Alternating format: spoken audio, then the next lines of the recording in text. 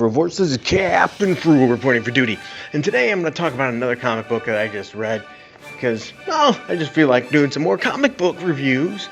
And that is Flash Forward issue number 3. For those of you that might not be following this, because maybe you got turned off of Wally West because of the horrible Heroes in Crisis storyline, you know, where Wally West killed heroes, tried to kill himself in a way, whatever, a big mess. It really took away what made Wally West a hero and crapped on all of the Wally West fans. So thanks a lot, Tom King. Though anyway, yeah, because, you know, just ruining Batman isn't enough. So anyways, we're at issue number 3 now, and Tempest Fusionaut is having, I almost said Barry, having Wally go and purge this dark matter. And so that's his job. And in this particular issue, he's going to, once again, like other universes and things like that. So he's going to another one. And this one, he's fighting vampires. And they're like superhero vampires. So he's fighting vampire Superman and vampire Batman and all that. And that's cool. That's okay. You know, that's the action part we need about it that helps drive the story. But really, the underlying things that matter is what is happening with Wally West. And we're seeing a little bit more with each issue. We've seen it at the beginning of issue 2, he was just completely broken down because what Tom King did to the character. And by issue 2, he's starting to see some positivity in him, some building up, some potential in him again. And by issue 3, he's seeing more potential in himself than he ever has in a very, very long time. And this is good. They're building up that character. And even at the very end, Tempest Fusionaut even pretty much is saying this is something new. He's building him up. It's a nice little ending there to make you want to read the next issue. You know, what is he doing? What's the grand scheme of things here? Why is Wally West so important? You know, and I don't say that sarcastically. I say that because Wally West was a great character. You know, often we have characters that take over a position, you know, from the mantle of another hero. Hopefully it's done in a heroic way and not breaking down the hero. And Wally earned it. He really did as being Kid Flash for a long time under the tutelage of Barry Allen. But when he took over the mantle as the Flash, and which was for a good period of time, it wasn't like a 1-year quick little story. He was definitely a legacy character through and through, and he stood the test of time for years and years. So much so that a large portion of the audience sees him as the Flash for them instead of Barry Allen or even Jay Garrick. So that's one of the great things about Flash. They actually did a good job with legacies with the Flash. A pretty decent job with Green Lantern as well. But really, this is one of the few things in Legacies done right. I mean, look how Marvel's done it. Most of the time, Marvel Legacies, not handled right at all. They were clearly done for agenda-driven diversity purposes rather than well-scripted, well-written, planned storylines that actually make sense. For example, if Falcon would have taken over being Captain America, I know he did for a short while, but done it in a better way, it might have been embraced more.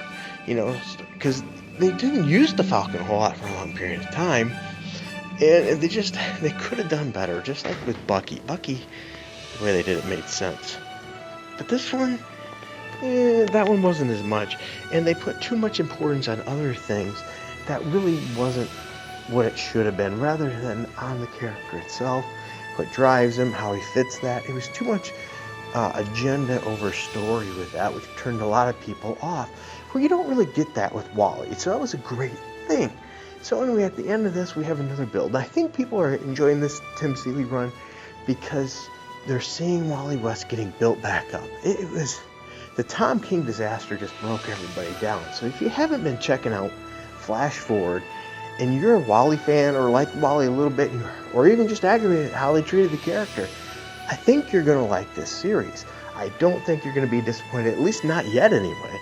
Who knows, sometimes writers just don't stick the landing, and this could be one of those instances. But hey, let's hope not. Let's hope this continues to be a good story. It's been fun so far, it's had action, and it has character growth. Overall, I don't think you can miss out. The artwork is pretty good on it.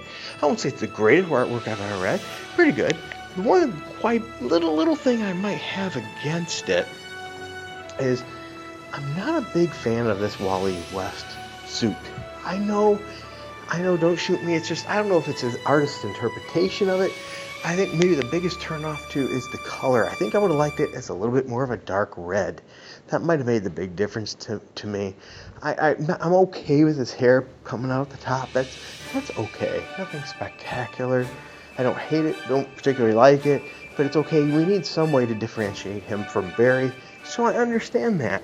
I do like the silver as opposed to the yellow. I think that's a nice dynamic difference, but I think I would have once again liked it with just a brighter red, not brighter, but a darker red for the rest of the suit to help set the tone. But that's my thoughts, not yours. I want to know, what do you think? Have you been reading Flash Forward? Is this something you're going to continue reading? As something you might want to consider reading? Check it out. Also, if you find you want to help the channel, one of the best ways you can. Sorry, I'm walking while doing this review, getting my exercise. One of the best ways you can help this channel is go down below and put a comment in there. Answer some of these questions, have a little fun, share some stories in there in the comment section. Let's have a little bit of fun. Hit like, subscribe, check and make sure you're still subscribed. Make sure to hit that notification bell. And if you find yourself financially in a good position to help out this channel, we would greatly appreciate it. We don't get a whole lot of income through this channel. We don't monetize. So even if we do get a video that gets a lot of hits, we get nothing for it. And that's just fine, because we don't really, it's a YouTube thing we don't care for. So that being that way, the way we get funded is by you.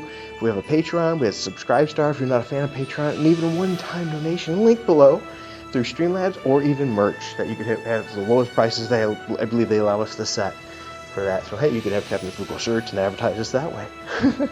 Or even just spread it around on your Twitter, or whatever form of social media you use, Facebook, and help this channel grow. Because without you, it wouldn't be possible. And so all the thanks goes to you. And until next time, keep it frugal.